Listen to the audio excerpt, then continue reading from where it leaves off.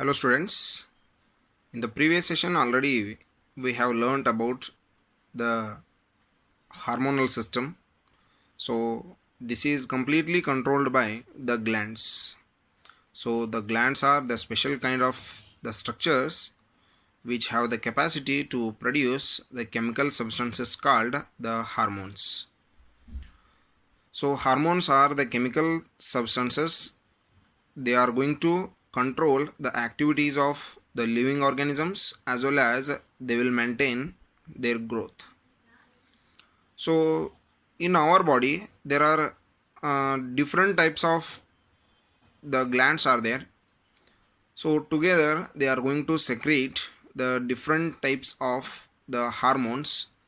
So each hormone is going to work in the different manner. So each hormone is going to function in the different way. So here we can see variety of the glands which are present in our body. They are located in the different parts of our body only. So as we already seen in the yesterday's class that depending upon when either they are going to send their secretions along with the ducts or not. So on this base already we have differentiated the two different types of the glands, that is the exocrine glands and endocrine glands. So the glands which are going to send their secretions with the help of the ducts, those are called the exocrine glands, and the glands which are producing their products to the directly to the target site, they are called the endocrine glands. Examples for the exocrine glands are sebaceous glands or oil glands, sweat glands, salivary glands, and etc. And the endocrine glands such as the pituitary gland, thyroid gland, adrenal gland. So here these are the very important glands, those which are going to play a very important role in our body. So along with these, pineal gland is there, hypothalamus is there. In the tissues of the thyroid gland, hypothyroid gland, what is that? The parathyroid gland is there in the thyroid glands. So not only these, so many glands are there. So either it is the exocrine gland or maybe it is the endocrine gland. So these glands are going to produce their secretions or they are going to produce their products.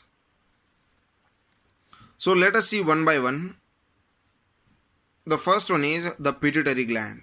So the pituitary, before discussing the characters, the position and its secretion, let's see the different types of the glands which are situated in the different locations of our body. So here the diagrammatic representation is given. So you can see in this diagram on the top the pineal gland is there in the brain. So hypothalamus is just below that one. So just below the brain we can see the pituitary gland. So in the neck portion thyroid gland is there. In that one only this side, that is parathyroid gland.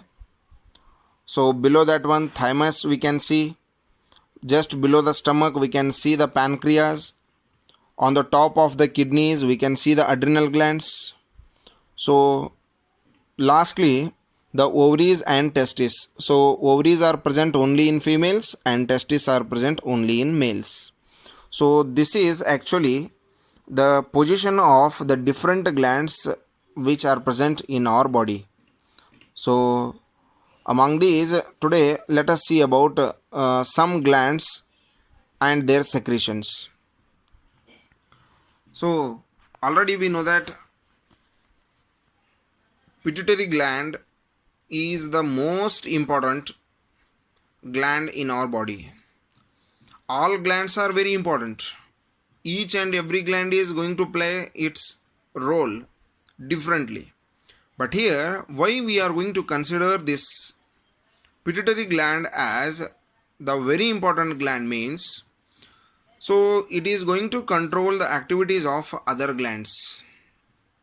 Either it may be the pineal gland, either it may be, the thyroid glands, parathyroid glands, testes, ovaries, whatever the gland it is. So all the glands which are present in our body, those are all in the control of the pituitary gland. So already we know that it's very small in size. It is very small.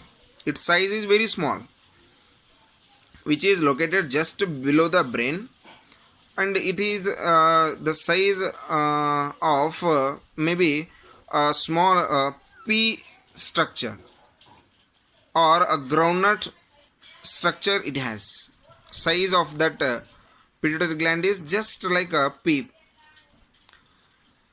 So only after having this much size, it is going to control the activities of the very big glands such as the pancreas and adrenal gland, thyroid gland, and all the glands. So it is going to control the activities of all the glands. So here, why we are going to call this pituitary gland as the important gland, or this pituitary gland is designated as the king of glands or the master gland. This pituitary gland is considered as, or it is designated as, the master gland or the king of glands, because whatever the secretions are going to take place by the other glands, so it is all in the control of the pituitary gland. So because the pituitary gland is going to secrete some of the hormones which are going to control the activities of the other glands. Some secretions of this pituitary gland is going to control the activities of the other glands. So here we can ADH, that is antidiuretic hormone, ACTH, adrenocorticotropic hormone, the growth hormone, and also some more and more hormones are there which are all going to work in our body, and some of these are going to control the activities of the other glands. So because of this reason, the pituitary gland is considered as the king of glands or the master gland. So there are so many products are there which are produced by this pituitary gland.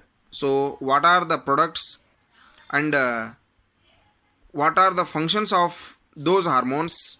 We will see that one in the next session in detail. So read this lesson and read the concept daily. So follow the daily concepts so that you will understand in the better manner. Okay, hope you are all in touch with the subject. So read well. Thank you. Have a nice day.